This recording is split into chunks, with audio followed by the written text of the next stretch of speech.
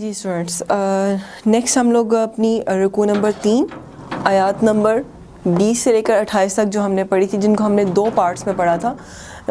پہلے ہم لوگوں نے اس کی 5 آیات پڑھی تھی 24 تک، 20 سے 24 تک، اور دین 25 سے لے کر 28 تک ان کی ہم نے آیات پڑھی تھی، 24 سے جو ہے وہ 28 تک شاید. تو اب یہ اس کی ایکسرسائز ہم لوگ کرنے لگے. فرسٹ دیکھتے ہیں الکلمات الترکیب. اس پہ جو ہمارے پاس الفاظ اور ان کے میننگس ہیں. شرط دوابی، شرط دوابی بدترین قسم کے جانور، بدترین جانور یعنی سب جانوروں سے بدتر، یعنی کہ سب جانداروں میں بدتر، یعنی ان انسانوں کے متعلق کہا گیا ہے جو سنتے بھی ہیں، شعور بھی رکھتے ہیں، سم بکم عمیون والا حساب ہے ان کا، مگر دیکھتے بھی ہیں، ہر چیز کو جانتے ہیں، سمجھ بھی رکھتے ہیں، لیکن اس کے باوجود کیا ہے، منکر ہیں، انکار کرتے ہیں اللہ تعالیٰ کا اور اس کی آیات کا اور اس کے احکامات کا. یہاں پہ لکھ کر دکھا دیتی ہوں میں آپ کو یہ ورڈ، اور یہ آیت نمبر جو ہے 22 سے لیا ہوا ورڈ ہے. یہ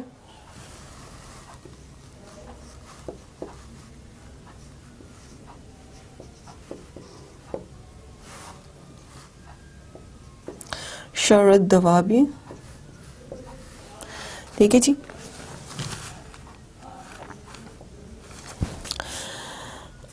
اس کے بعد نیکسٹ ورڈ ہے استجیبو. استجیبو یہ قبول کرنے سے مراد ہے، پکار کا جواب دو، اطاعت کرو، یعنی کہ یہ اللہ تعالیٰ جو ہے وہ یہ بات یہاں پر کہنا چاہ رہے ہیں. یہ آیت نمبر 24 سے لیا ہوا ورڈ ہے. اگر آپ دیکھیں وہاں پر تو آیت نمبر 24 میں اگر آپ دیکھیں یہ ورڈ آتا ہے جی یا ایھا الذین آمنوا استجیبوا للہ، یعنی کہ قبول کرو وہ جو ایمان لے کر، یہ مومنو خدا اور اس کے رسول صلی اللہ علیہ وسلم کا حکم قبول کرو، وہ ایمان قبول کرو جو اللہ تعالیٰ نے تمہاری طرف جو ہے وہ نازل کیا ہے، تمہاری طرف بھیجا ہے. استجیبوا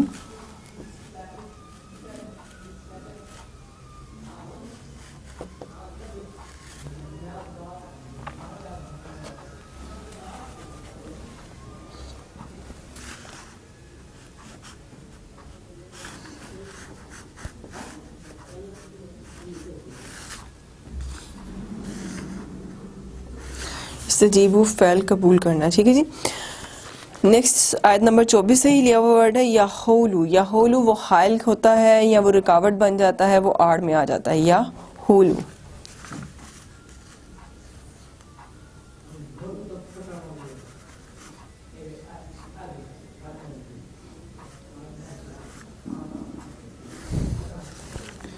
یحولو. نیکسٹ ورڈ ہے جی مستضعفون. مستضعفون ضعیف، کمزور، بے زور، یا بالکل ہی جو ہے وہ کیا کہنا چاہیے، مغلوب قسم کا. اوکے جی. مستضعفون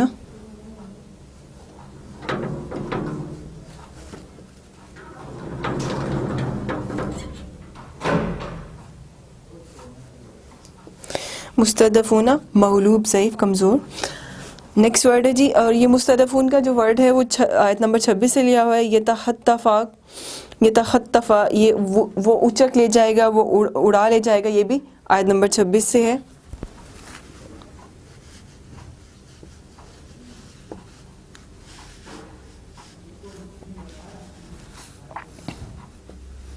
یتخطفا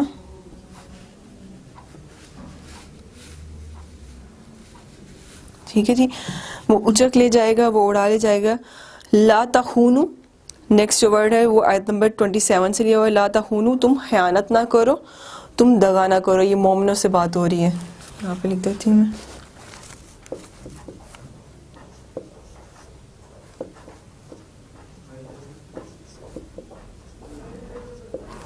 لا تخونو تم خیانت نہ کرو. نیکسٹ جناب سوال و جواب ہے، ان کو دیکھتے ہیں.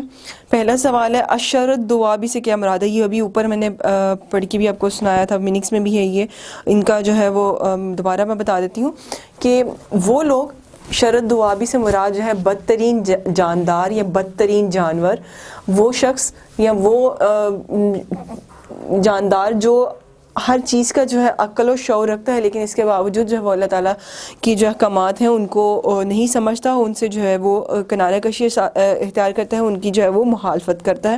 اطاعت جیسے اللہ تعالیٰ یہاں پہ جو وہ کے متعلق جو ہے وہ، اگر آپ دیکھیں کہ اللہ تعالیٰ بار بار جو ہے تمہیں اپنی آیات کے ذریعے جو ہے وہ راہ راست پہ لانے کی کوشش کر رہا ہے، تو تم اس کو سنتے بھی ہو اور اس کے باوجود تم اس کی نفی کرتے ہو، اس کی نافرمانی کرتے ہو۔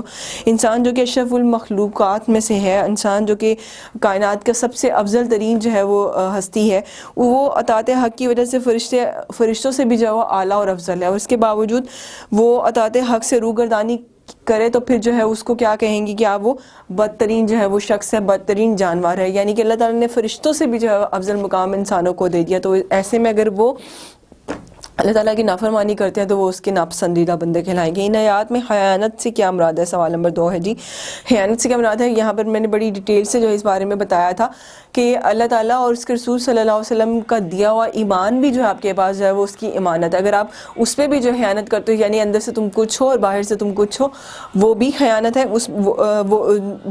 قول و فعل میں جو آپ کا تضاد ہوتا ہے وہ بھی ایک طرح سے اس کے احکامات میں اس کی کہیں بھی جو باتوں میں خیانت ہے۔ دوسری خیانت کیا ہے کہ جو اللہ تعالیٰ نے تمہیں عطا کیا ہے تم اس کو اچھے طریقے سے استعمال کرو، اس کو پازیٹیو وے میں استعمال کرو، اس کا نیگیٹو یوز مت کرو، وہ بھی جو ہے وہ خیانت ہوگی۔ دوسرا، اپنے مال کی بجائے دوسرے اپنے بھائی کی مال پہ نظر رکھنا، وہ بھی خیانت ہے۔ تھرڈلی یہ کہ جنگ کے دوران جو مال غنیمت مسلمانوں کے ہاتھ لگتا ہے اس کے بارے میں واضح طور پہ، کیونکہ ایسا تھا کہ یہ جنگ بدر کے جو ہے فوراً بعد سورہ انفال جو ہے وہ نازل ہوئی تھی، تو جب سورہ انفال کا مطلب ہی مال غنیمت رکھا گیا، اور پھر یہ واضح طور پر جنگ بدر سے ریلیٹڈ واقعات پہ اتاری گی۔ مسئلہ یہ تھا کہ یہ جنگ مسلمانوں کی اور کفار کی پہلی جنگ تھی، تو اس میں جو مال و دولت، مال و اسباب جو مسلمانوں کے ہاتھ آتا ہے اس کے متعلق کوئی بھی احکامات پہلے نازل نہیں ہوئے تھے۔ اس صورت میں جو ہے مسلمانوں کے درمیان جو ہے وہ تھوڑی پرابلمس ہو گئی تھی، اور تھوڑا جو ہے وہ آپس میں جو ہے ایک دوسرے سے کھینچا تانی کرتے تھے، اور نبی پاک صلی اللہ علیہ وسلم سے بھی سوال کرتے تھے کہ یہ ہم نے محنت کی ہے، ہم نے یہ جنگ جیتی ہے، جبکہ وہ یہ نہیں جانتے تھے کہ ان پر اللہ تعالیٰ کا کرم تھا۔ تو یہ اس بارے میں بات ہو رہی ہے کہ وہ جو جنگ میں جو آپ کے سے مال جو آپ کے ہاتھ جو لگتا ہے وہ اللہ کا اور اس کے رسول صلی اللہ علیہ وسلم کا مال ہے، بے شک وہ چاہے جس طرح سے چاہے تم میں تقسیم کر دے، جس طرح سے چاہے وہ اپنے پاس رکھ لے، اس کا جس طرح سے چاہے وہ استعمال کرے، چاہے تم میں تقسیم کرے چاہے ضرورت مندوں میں تقسیم کرے، تم اس کے متعلق سوال نہیں کر سکتے کیونکہ وہ اللہ اور اس کے رسول صلی اللہ علیہ وسلم کا مال ہے۔ تو یہ خیانت وہ ہوگی اگر تم اس کا مال تمہیں کوئی ملتا ہے، یعنی اللہ اور اس کے رسول صلی اللہ علیہ وسلم کا مال، یعنی مال اسباب، یعنی مال غنیمت تمہیں جنگ کے دوران کچھ ایسا ملتا ہے اور اس کی کسی اور پر نظر نہیں پڑی، اللہ تو دیکھ رہا ہے نا، تو وہ جو بھی تمہارے ہاتھ لگے اس سے پہلے اللہ اور اس کے رسول صلی اللہ علیہ وسلم کے حضور جو ہے وہ پیش کیا جائے، اور پھر وہ اس کے ساتھ جو ہے جیسا بھی چاہے سلوک کریں۔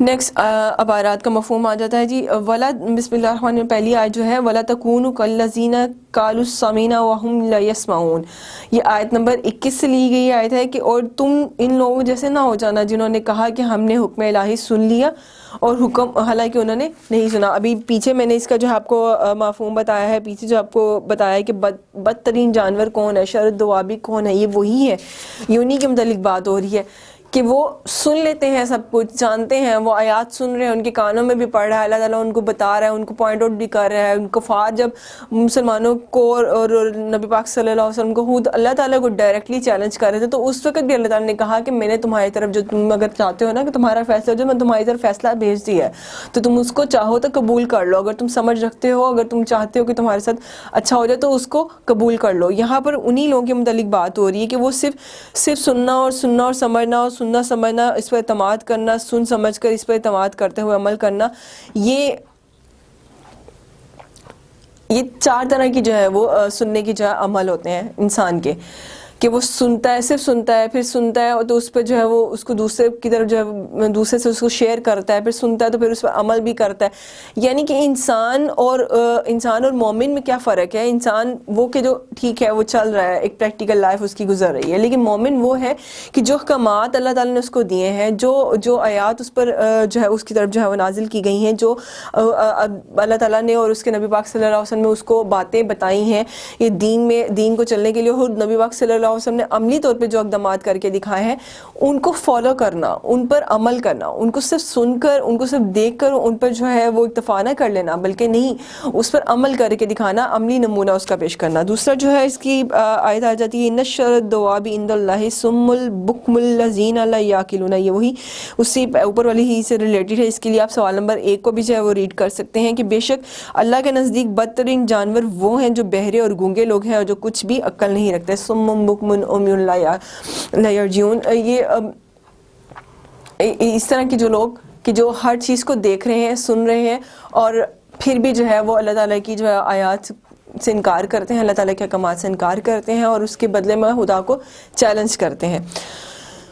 نیکسٹ آیت ہے جی وَاعْلَمُوا أَنَّ اللَّهَ يَحُولُ بَيْنَ الْمَرِّ وَقَلْبِهِ. یحول کا بھی ورڈ ہم نے پیچھے میننگس میں بھی پڑھا, اور تم جان لو کہ اللہ کے بندے اور اللہ تعالیٰ بندے اور اس کے دل میں کے درمیان حائل ہو جاتا ہے. اللہ تعالیٰ ہماری شارک سے بھی زیادہ نزدیک ہے, ہماری شارک سے بھی زیادہ قریب ہے. ہم کبھی بھی کسی بھی حال میں ہوں, ہم سے اللہ تعالیٰ غافل نہیں ہے. وہ ایک اکیلا پوری کائنات کو اور ساتوں زمین و آسمان اور اس پہ رہنے والی ہر شے کو جو ہے وہ دیکھ رہا ہے, اس کو آپریٹ کر رہا ہے. اللہ تعالیٰ ہی کے ہاتھ میں ہر چیز کی جو ہے وہ قدرت ہے, اللہ تعالیٰ ہی کے ہاتھ میں جو ہے وہ ہر طرح کی جو ہے وہ طاقت ہے. تو پھر ہم اس سے جو ہے وہ کیوں جو ہے غافل ہو جاتے ہیں, وہ جبکہ وہ ہماری شارک سے بھی زیادہ قریب ہے. یہاں پہ انسان کو جو وہ سمجھا رہے ہیں, جب مومنوں کے دلوں میں بھی جو وہ شکوک و شبہات تھے, اور جب کافروں کے دلوں میں سے بھی جو جیسے ابو جہل نے جو دل میں یہ بات سوچی تھی, دل میں یہ بات کہی تھی, وہ اللہ کو دل میں چیلنج کیا تھا, تو اللہ تعالیٰ کہتا ہے کہ میں تمہارے اور اپنے بندے کے جو ہے وہ اللہ تعالیٰ کے بندے ہی ہیں نا ہم لوگ سب جو بھی ہیں. تو اللہ تعالیٰ فرماتا ہے کہ میں تمہارے دل میں جو اس طرح سے حائل ہوں کہ تم سانس لیتے ہو تو میں پہلے وہاں پر موجود ہوتا ہوں. ٹھیک ہے, ہماری شارک سے بھی زیادہ اللہ تعالیٰ ہمارے قریب ہے, ہم لوگ اس کو جو ہے وہ دور کر ہی نہیں سکتے خود سے. تو یہاں پر اللہ تعالیٰ کو جو وہ کہہ رہے کہ انسان کا جو دل ہے ہر وقت اللہ کے جو ہے وہ خاص تصرف میں ہوتا ہے, اللہ تعالیٰ کے جو ہے قبضہ میں ہوتا ہے. جس وقت اللہ چاہے وہ تمہاری جو ہے وہ شارک کو جو ہے وہ گھونٹ دے, تمہاری جو ہے وہ سانسوں کو جو ہے وہ گھونٹ دے. یہاں پہ یہ اس کی سعادت ہے. اور جب بدبختی کسی کا مقدر بن جاتی ہے تو اس کے دل اور نیکیوں کے جو درمیان جو ہے بے رغبتی کا جو آڑ پیدا ہوتا ہے. لہٰذا جیسے ہی دل میں نیکیوں کے لیے اور گناہوں سے بچنے کے لیے جذبہ پیدا ہو تو فوراً اس پر اس کے مطابق عمل کر لے, شاید اس پر دل کی جو ہے وہ کیفیت ایسی نہ رہے. بات یہ ہے کہ جس طرح سے جیسے اللہ تعالیٰ کہتا ہے کہ تم صرف دل میں ہی جو ہے ایمان کا جو ہے وہ خیال پیدا کرتے ہو تو میں تمہیں اس پہ بھی نیکیاں عطا کرتا ہوں. پھر اللہ تعالیٰ یہ بھی فرماتا ہے کہ اگر تمہیں گناہ کا جو وہ خیال تمہارے ذہن میں آیا تو اللہ تعالیٰ اس پر تمہیں ابھی اتنا گناہ نہیں دے گا, لیکن اگر تم نے نیکی کا صرف خیال ہی کیا ہے تو اس پر بھی تمہیں اللہ تعالیٰ ثواب دیتا ہے. نیکی کا خیال آئے تو ثواب دیتا ہے, لیکن گناہ کا خیال آئے تو اس پر اللہ تعالیٰ ہماری بھی پکڑ نہیں کرے گا جب تک کہ تم اس کو عملاً گناہ کر نہیں دیتے ہو. تو اللہ تعالیٰ کہتا ہے اگر تم اس گناہ کے خیال آنے کے فوراً بعد توبہ کر لیتے ہو یا کسی بھی وقت توبہ کر لیتے ہو اس گناہ کو کرنے سے پہلے تو میں تمہیں اس پہ بخش دیتا ہوں اور اس کا تمہیں ثواب بھی دیتا ہوں. اس بات سے جو ہے وہ انکار کرتے ہو, اس گناہ سے جو وہ بچنے کے لیے اپنے لیے توبہ مانگتے ہو, اللہ کی مدد مانگتے ہو تو اللہ تعالیٰ تمہاری مدد کرتا ہے. اس طرح سے اللہ تعالیٰ ہمارے نزدیک رہتا ہے. نیکسٹ لاسٹ آیت ہے اس رکوع کی جی, اس ایکسرسائز کی. وَاتَّقُوا فِتْنَةً لَا تُصِيبَنَّ الَّذِينَ ظَلَمُوا مِنكُمْ خَاصَّةً. اور اس فتنے سے ڈرو جو خاص طور پر تم میں سے صرف ظالموں پر ہی واقع نہ ہوگا.